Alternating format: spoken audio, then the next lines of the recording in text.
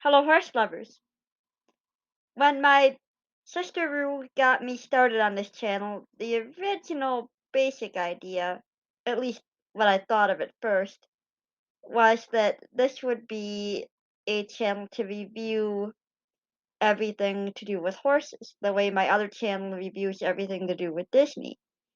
And I thought I'd be reviewing books, movies, and that, but the idea expanded, and I want to talk about everything to do with horses on this channel. And of course, I can't do that without talking about my own horse, or to be technical, pony. I'm very blessed to have a Hackney pony in my life. I've mentioned him in my videos already, but I want to tell a lot more about Bucky in this video and explain how he came into my life. I'd taken riding lessons off and on at different places. The first place where I took official lessons was at a not really a lesson stable. It was a place that my family kind of sort of knew in the town where I grew up. And I rode there off and on once a week. Didn't really get to do more than walk in a circle. And then life kind of got in the way of me being with horses for a while. And when I was ready to ride again, I found another place that ended up closing down, and there's a long story to go into with that, but for time's sake, I won't go into that at the moment. Well, after that place closed down, I had two choices: find another place to ride or give it up. Well, I chose to try to find another place to ride. And I happened to find a place not as close as I would have liked to where I live, but not too far off. And when I went there to sign up for lessons, the first pony that I saw there was this little black Hackney pony, and he was in kind of the greeter stall, the stall closest to the barn door where everybody who came in, if they wanted to pet the pony, he was a good pony to choose because he would let them and he was affectionate. And of course, my favorite horse book of all time is Black Beauty. And he looked just like Black Beauty, and I'm like, I love this pony right from the start.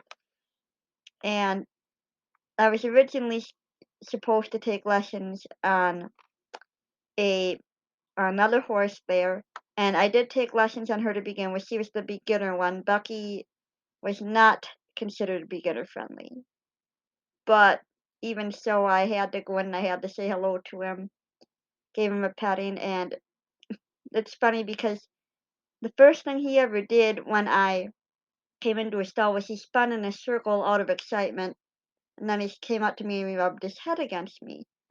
And he just reminded me so much of my dog Marty. I'm like, it's the pony version of Marty. So of course I fell in love with him right away. But our first ride together did not go the way I had hoped. I'd had a great ride on another horse that day, and the person who was my instructor at that time asked me if I wanted to ride Bucky. And of course I agreed. Bucky'd been my favorite there for a while, even if I hadn't ridden him yet. And it was a disaster. But that was not Bucky's fault.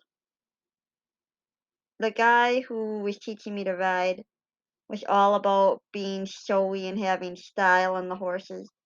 And Bucky had things on his legs to make him pick them up.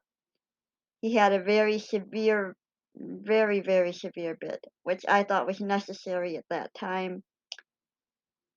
And if I had stayed on Bucky any longer than the 5 seconds I did before I was told to get off him, I would have fallen. And honestly, I was afraid of Bucky after that. Well, then I got into carriage driving thanks to someone else who kept her horse there. And she still has, in fact, a very wonderful little pony who's very much been there, done that. Perfect pony to learn to drive on. And I competed with him in shows, and I had a lot of fun with that. And this lady told me, "Well, you should really try to drive Bucky." And I'm like, "I want to live."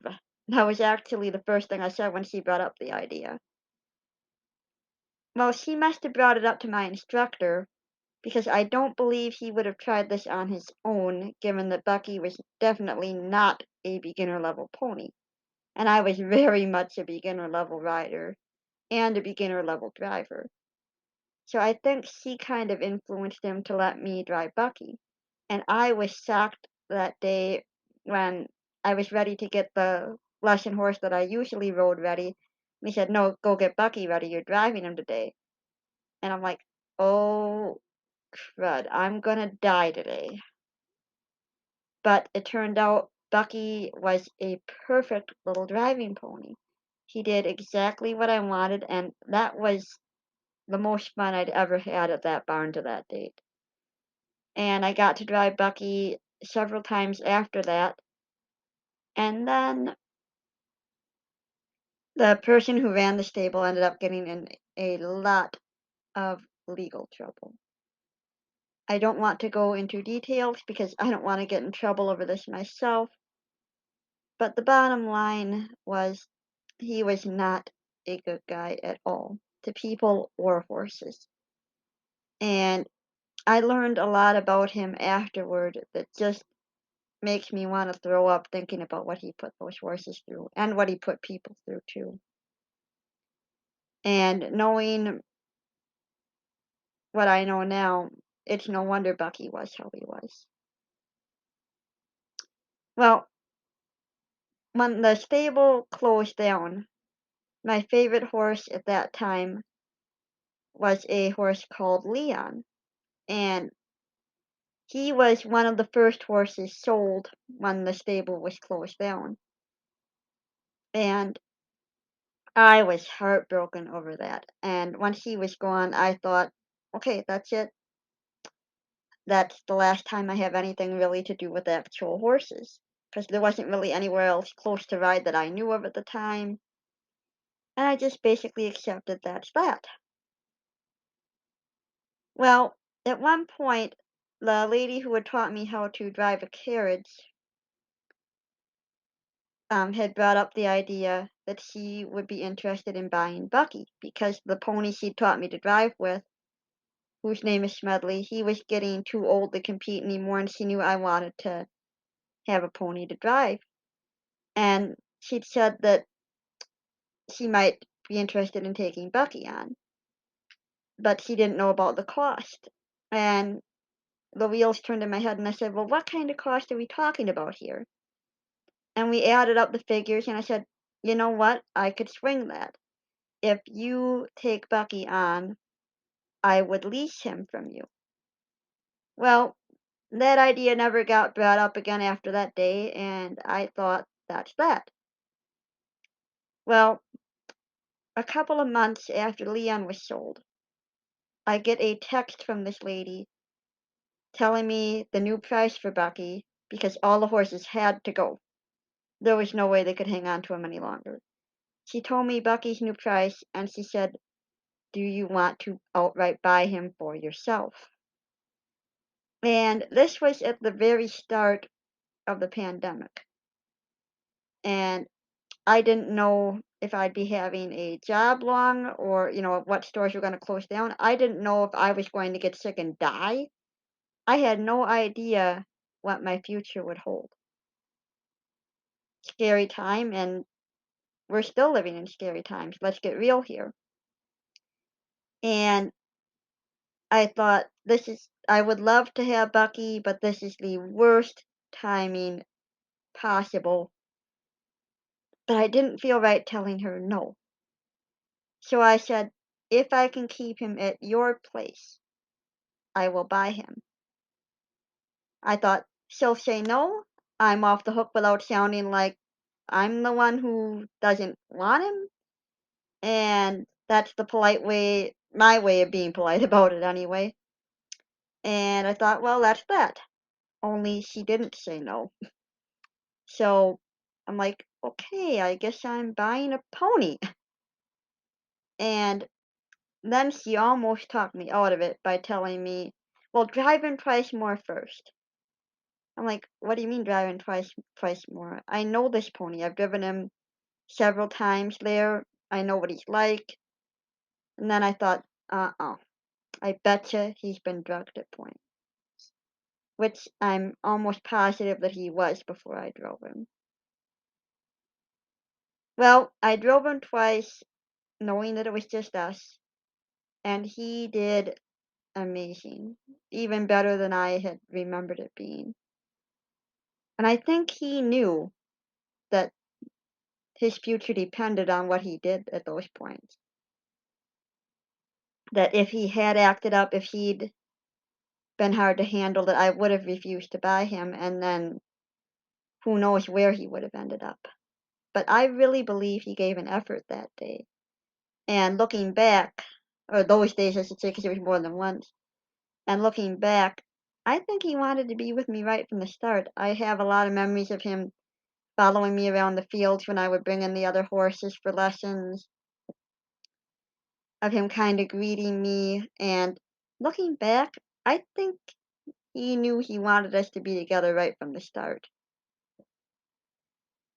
Well, that almost didn't happen even after I bought him. The first couple weeks he was at the new place, he was almost out of his mind, just so high strung and spooking at everything because he had never done anything in his life except follow the wall of an arena around, an indoor arena. He had no idea how to do pretty much anything that a pleasure pony would be taught to do. All he knew was how to prance around and look pretty for a show. And he was scared of everything because that's what he'd been taught. He'd been taught to be afraid in order to move like he was afraid because that was more showy. And that supposedly was what was needed to make him more obedient if he was afraid of the person. And he spooked one time when I was driving him. This was a couple weeks after I first started driving him again because the first couple weeks that he was there, I was not handling him. I let the lady who was helping me out work with him because the way he was acting, I did not have the courage for it. Well, I finally got back to driving him by myself, and a couple weeks later, that was when he had his worst spook yet with me.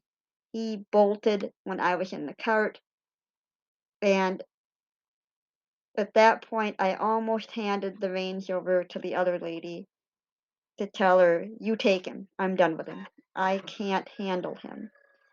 And even though I didn't hand over the reins that day, when I got home that night, I remember telling my sister Rue about this, what a bad time I was having with him, and how I thought buying Bucky was the worst mistake I could have possibly made.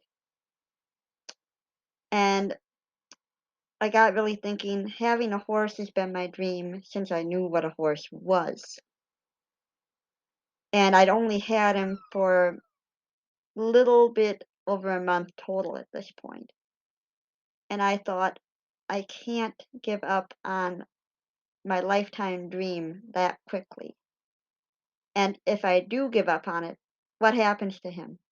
Where's he going to end up? Another place like where he came from? So I stuck it out. And I am so grateful that I did, that I didn't give up on him. I've had Bucky for almost 3 years now. It'll be 3 years in June. And he has changed so much in that time. There's been so many stories about him. I'm actually writing a book about him from his viewpoint. It'll be um, in a similar um, kind of story structure to Black Beauty. And I'm hoping to have that published soon. Within a year, I'm hoping. I'm waiting on getting the illustrations done for it. But there's so many stories about Bucky, I couldn't share them all in one video. But I'll be talking a lot more about him, sharing different um, things that we've done together up to this point, and things that have helped us really establish our relationship. And I'm going to end this video by showing you a clip I recorded of me with the real Bucky, with the actual Bucky, so you can actually see what he looks like and how he acts. And he just means the world to me. And like I said, I am just so glad every day that I didn't hand over his reins, that I didn't give up on him. Hello, horse lovers. I just finished a ride with my buddy Bucky here. It's a little hard to get him in the camera. He loves me. I just wanted to introduce you to him. He is a almost 17-year-old Hackney, no, almost 16-year-old Hackney pony who knows what a camera is. And Bucky came to me pretty spooky. He is not spooky at all anymore, as you can see. Yes, I love you too. But, yep, we are going to be showing a lot of videos of us together. And look at if I can he likes to stick his nose up. What are you doing? More kisses. I know. I love you too. Yes. Good boy. All right. So this is Bucky, and you will be seeing him in a lot more of my videos. Have a great day, and keep riding.